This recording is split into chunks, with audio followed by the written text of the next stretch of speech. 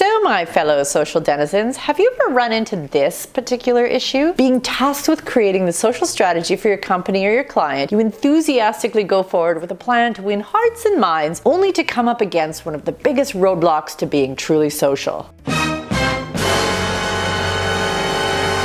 The brand manager.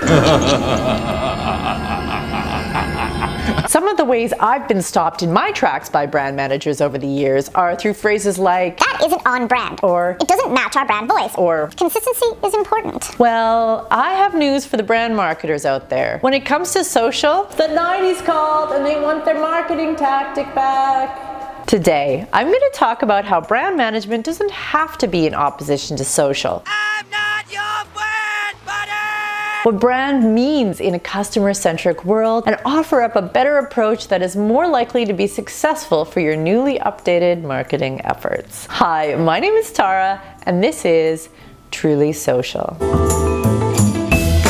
Okay, maybe that 90s reference was a wee bit harsh. You are a mean girl! But totally honestly, when it comes to brand consistency or voice, you should be more concerned with how your sales team is interacting with clients and how your product is empowering the customer than you are with whether or not you're using certain colors, fonts, words, or tones. I don't like your tone! Branding isn't dead per se, but there are a few new rules to understand when it comes to branding in the social era. The only sensible way to live in this world is without rules. Number one, the audience could give a flying snake about your brand voice. Frankly, my dear, I don't give a damn. If you are lucky enough to have anyone pay attention to the fact that you have a brand voice at all, know that social operates on a very different level than traditional marketing or PR. Think about it like this. Social is about connecting. If I have a great experience with your product or service, I may want to seek you out on social channels to get updates and learn more. I don't want a perfect brochure at this point. I probably want to find other reasons to connect with you. There are reasons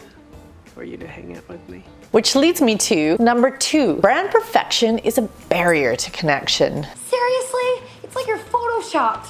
Remember a few videos back when I talked about how humans are inherently social, but brands struggle with this? The biggest struggle lies in that desire to be absolutely perfect. As I expected, practically perfect in every way. Don't make mistakes. Don't have a point of view where you could be at all controversial. Don't go off script. All of these things are very antisocial. As Emily McDowell reminds us, there is no humanity in perfection. We connect when we relate. Humans are flawed. Focusing so hard on perfection keeps brands from truly relating to their audience. Wow, that was so moving. Number three, your brand is not what you say it is. Brand means something new now. What you talking about, Willis? It's about the customer's experience of your product or service. Everybody's brand hero is Apple, right? Sure, whatever. Well, their magic isn't in the fonts or logos or design of the box. That's just part of the experience. Apple knows that branding doesn't end with an ad or unboxing. It happens every time one of their customers swipes or types or picks up their products. It happens when we interact at the Genius Bar or download that new Adele album on iTunes. I didn't love the record. Branding is the sum of every way in which Apple empowers their customers to do more. But there is one more thing.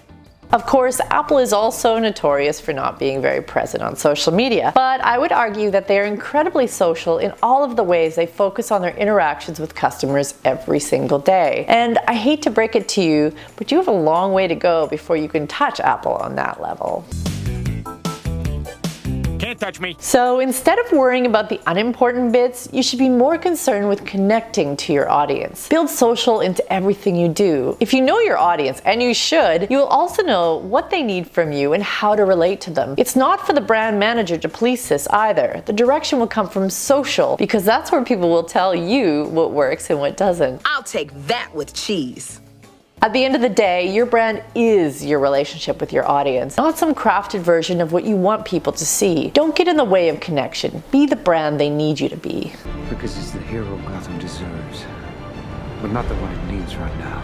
My name is Tara, and this has been Truly Social.